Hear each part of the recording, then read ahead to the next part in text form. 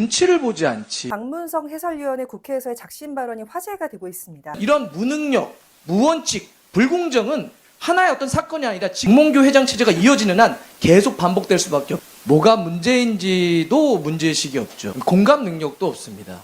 풀어나갈 능력도 없는 거죠. 무능력, 무원칙, 불공정.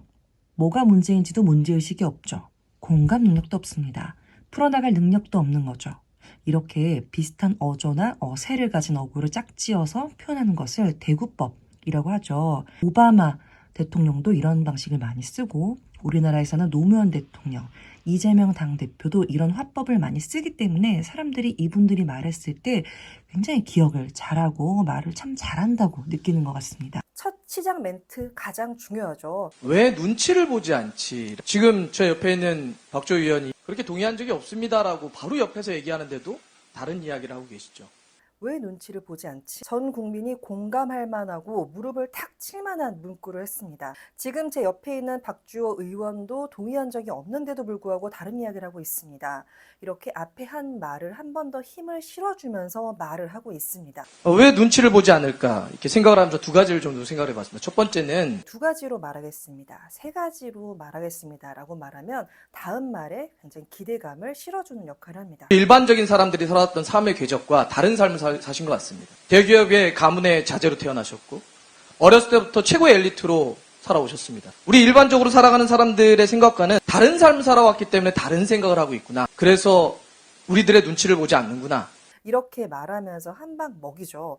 우리랑 다른 사람이다. 대기업 가문의 자제, 엘리트로 살아왔다. 엄청난 공격이죠. 왕따를 시켜버리는 거예요. 이 두 사람을. 세상에는 일반적인 사람이 많죠. 재벌로 살아가는 사람 몇 명이 될까요? 이렇게 국민들로 하여금 이질감을 느끼게 만듭니다. 스피치에서는 평범한 사람이 가장 큰 힘을 가집니다. 물론 부자나 재벌을 선망하긴 하지만 막상 이런 상황이 되면 굉장한 반발심을 갖기도 하잖아요. 축구협회에 구체적으로 개입할 수가 없습니다. 공간을 허락하지 않죠. 즉 예를 들면 인사권 같은 데 전혀 우리는 개입할 수 없습니다.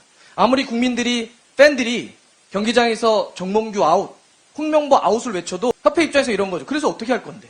팬들은, 국민들은 선거를 통해서 축구협회장을 뽑을 수 있는 선거인단에 들어갈 수가 없습니다. 예전 표현대로 하면 체육관 선거를 하는 거죠.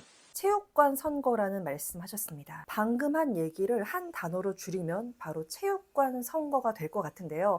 이렇게 내가 하려는 말을 하나의 키워드로 정의해서 말해도 사람들은 굉장히 귀에 쏙쏙 들어오고 뇌리에 각인되는 그런 효과를 갖게 됩니다. 왜 국민들이 선출한 국회의원님들의 눈치도 보지 않죠? 다음에 더 영리하게 표현하셨던 것이 국민들 눈치도 안 보는데 여기 계신 국회의원들 눈치도 안 본다라고 하면서 국회의원들은 이런 말 들으면 갑자기 욱 하면서 제대로 오늘 공격해야겠다. 이런 생각이 들잖아요. 2분도 안 되는 이 시간에 이 내용들을 다 들어가게 말씀하신 겁니다. 빠른 속도로 그리고 정확한 발음으로 강약 조절도 하시면서 좋은 키워드까지 넣어서 말씀하신 거죠. 처음에 말을 했던 눈치를 보지 않습니다에 대한 근거를 제시하면서 말이 중구난방으로 흐트러지는 것이 아니라 수직으로 쭉 내려가는 정확하고 깔끔하고 인상적인 스피치를 하셨습니다.